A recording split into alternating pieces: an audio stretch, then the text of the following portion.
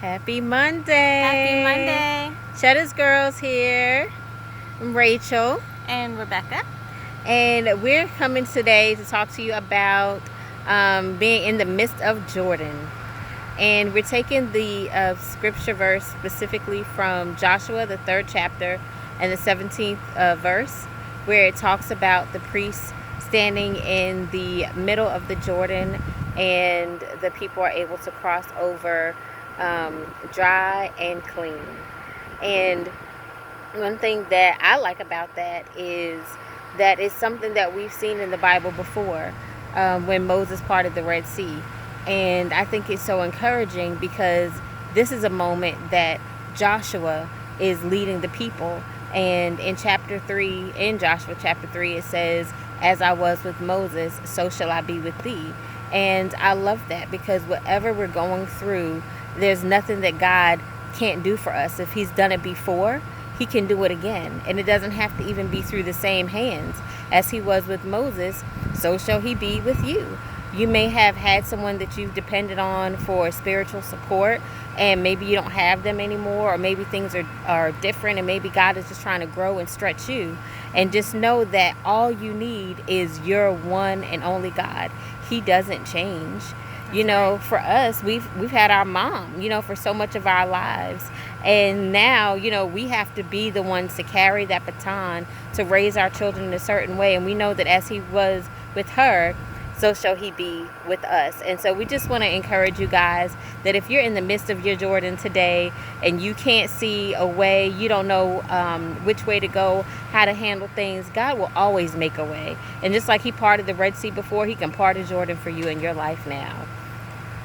Oh man, that's so true. And you said so many very good points about that particular scripture, where the things that really highlight it.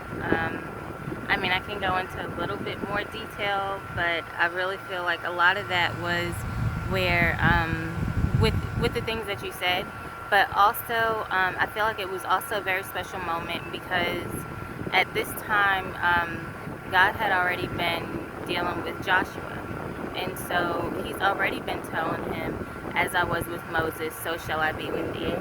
And if you have a little further history or knowledge about it, Joshua was the son of Nun, and if I don't want to say this incorrectly, but I believe that Nun was he was, I don't want to call him an overseer, but he was somebody that dealt very strongly with Moses.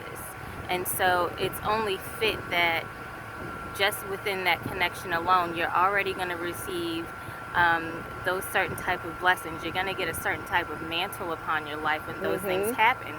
And everything that God had been telling him, he had been listening to. But this is the first time that God is saying, okay, we've already been talking. I've already been letting you know what's going to happen. But now I'm going to allow the people to see that what I'm telling you now, they get to see it. Yes, and I love that. there's nothing that they can do about it. So when you're in these situations and you're sitting here and you got a red, not Moses, but you have the Jordan, and these are the children of Israel, and so there's this big river. In chapter 3, it talks about it being harvest season, and during harvest season is when the river would overflow. So not only is this river overflowing, but it's also rain coming down. And then when Joshua was able to follow what God was saying, and the people were able to listen to what he was saying to follow those directions, the priests were able to go before carrying the Ark of the Covenant as though the Lord has instructed. And once that happened, then it says that the rain coming from above, the water coming from above stood still. Right. And then so after this water stood still, then they were standing on dry ground. Everybody was able to pass through. In the midst of pouring down rain and overflowing river. So Come on. think of a flood. When those things are said or mentioned.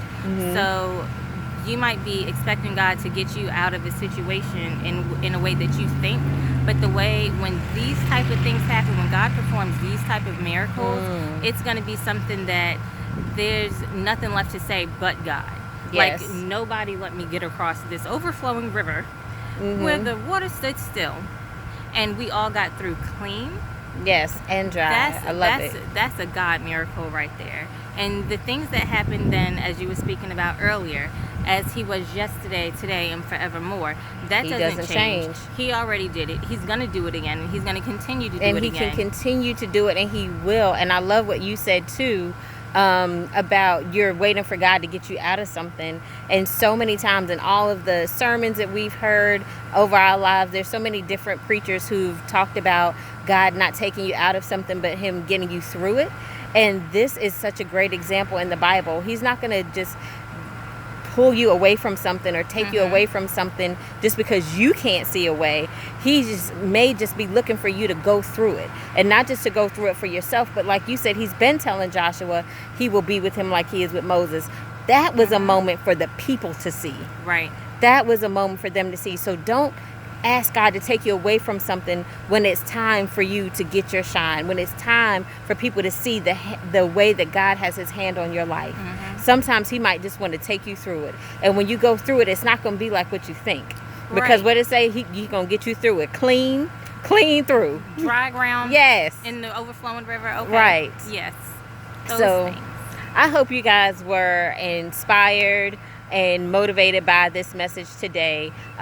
Just continue to trust in God, because he will get you through even in the midst of Jordan. Right. We love you. You guys know the drill. If you want prayer, if you want to send a praise report, go to cheddarsgirls.org, or you can send us a direct message. See you next week. We love you. Bye. Bye.